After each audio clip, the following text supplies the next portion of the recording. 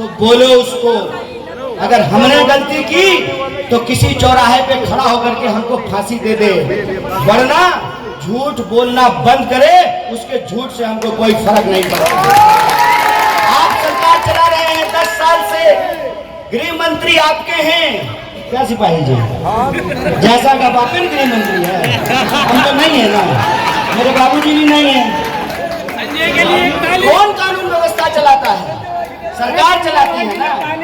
आप सरकार चला रहे हैं और आप हमारे खिलाफ, आपको कोई सबूत नहीं है। अरे आप तो बिना सबूत को लोगों को जेल में बंद करके रखते हैं। आपने 2 मुख्यमंत्री को पकड़ करके जेल में डाल दिया, हमको जेल में नहीं रख पा रहे हैं। लोगों को बेवकूफ बनाना बंद कीजिए और इस सवाल का जवाब दीजिए कि मुझे गाली देने से उत्तर पूर्वी दिल्ली के लोगों की नाली नहीं बन जाएगी। आपने इस क्षेत्र के लोगों का काम क्यों नहीं किया? इस सवाल का जवाब दीजिए। आपको लोगों ने एक बार नहीं, 5 साल के लिए नहीं, पूरे 10 साल के लिए सांसद बनाया है। आप 10 काम बता दीजिए जो आपने इस क्षेत्र के लिए किया हो। इनके पास एक भी काम नहीं है जो गिना सके। अभी जब हम रोज सवाल पूछ रहे हैं 10 दिन से लगातार, तो एक पोस्टर लगाया है इन्होंने और पोस्टर में कह रहे हैं मंडोली की सबोली रेलवे स्टेशन बनवाए हैं। देखे हैं रेलवे स्टेशन? दिखा है? कोई ईंट भी है वहाँ पे? बोलते हैं साहब। जो सहारनपुर दिल्ली एक्सप्रेस में है, आप मुझे बताइए, गोंडा में रहने वाले लोग, बाबरपुर में रहने वाले लोग, रोहतास नगर रहने वाले लोगों को उस एक्सप्रेसवे से क्या मिलेगा? उल्टे अगर अंडरपास नहीं बनाया गया तो दिल्ली से चल करके पहले आप उत्तर प्रदेश जाएंगे, फिर घूम करके वापस दिल्ली आकर के अपने घर को आएंगे। 2 गांव इन्होंने गोद लिया। इन्होंने चौहान पट्टी गोद में ली, इन्होंने कादीपुर गांव गोद में लिया, सभापुर वार्ड इन्होंने गोद में लिया। मुझे बताइए, गांव तो वहीं का वहीं है, मीडिया को गोदी में जरूर बिठा लिया है। अरे सच्चाई दिखाइए, इस क्षेत्र के लोग किस तरह से रह रहे हैं।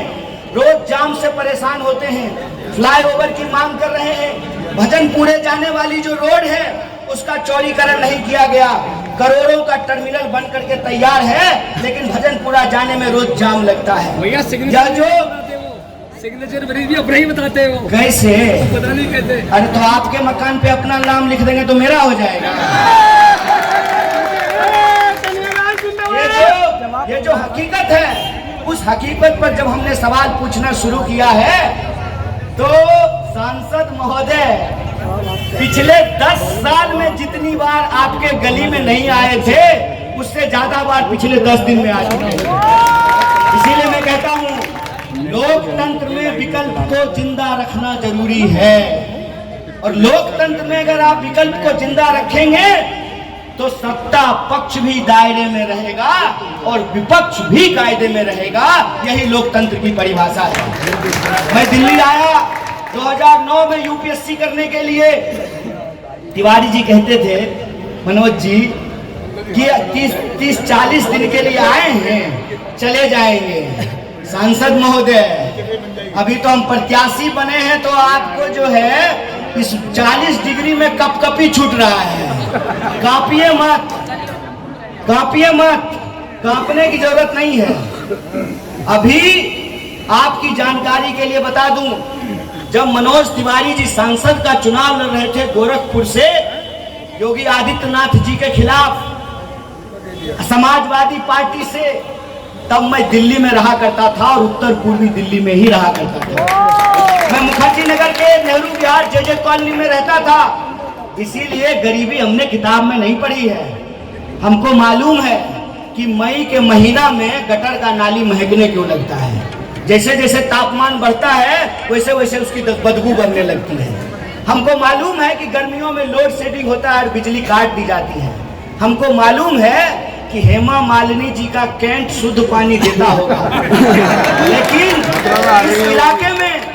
इस इलाके में लोग कैंट से शुद्ध पानी नहीं पीते हैं, 20 लीटर वाला बोतल खरीद करके पानी पीते हैं। बोले पीते नहीं पीते हैं? हमको मालूम है कि अगर आप आपके घर में कोई दुर्घटना हो, शादी हो, ब्याह हो, लगन हो, तो पानी नल से नहीं आता है, टैंकर से मंगवाना है। यह जो हकीकत है क्षेत्र की, उसके बारे में हमको मालूम है।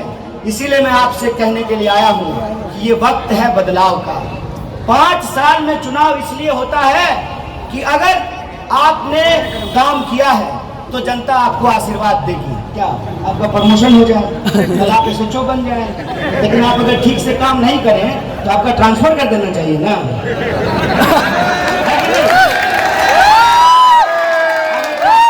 अगर ठीक से काम करें तो एसएचओ इनको एसीपी बना देना चाहिए, फिर डीसीपी बना देना चाहिए। बिल्कुल सही बात, ऐसा ही नियम बनाया गया है ना।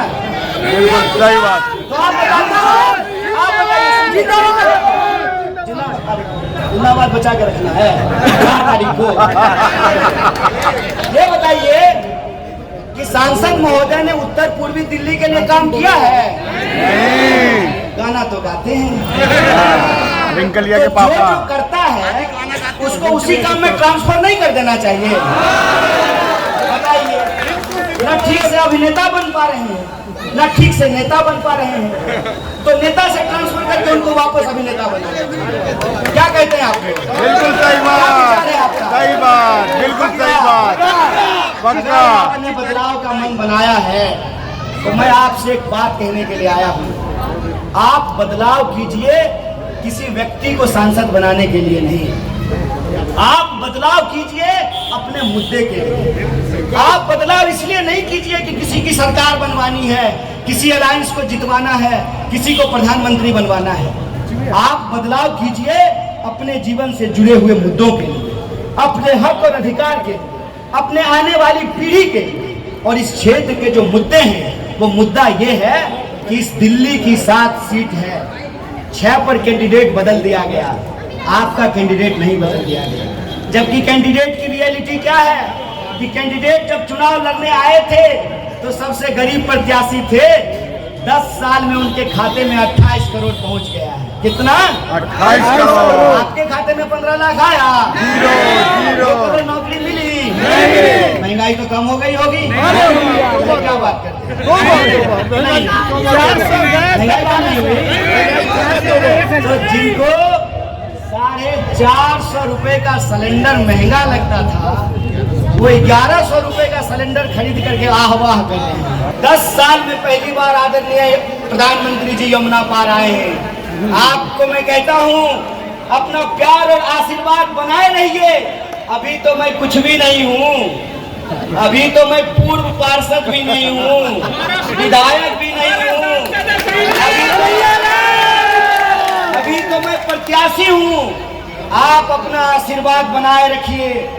जिस तरीके से आपने गुमराह करने की हर साजिश को नाकाम किया, आपने झूठ का पर्दाफाश किया और जो हकीकत है अपनी, उस हकीकत को बड़ी मुखरता से बयान किया, कि उसी का नतीजा है कि अभी तो मैं प्रत्याशी बना हूं। 10 साल में पहली बार आदरणीय प्रधानमंत्री जी यमुना पार आए हैं। अपना आशीर्वाद बनाए रखिए। मैं उत्तर पूर्वी दिल्ली की महान जनता को कहता हूं, अभी प्रधानमंत्री यमुना पार आए हैं, पूरी की पूरी सरकार को यमुना पार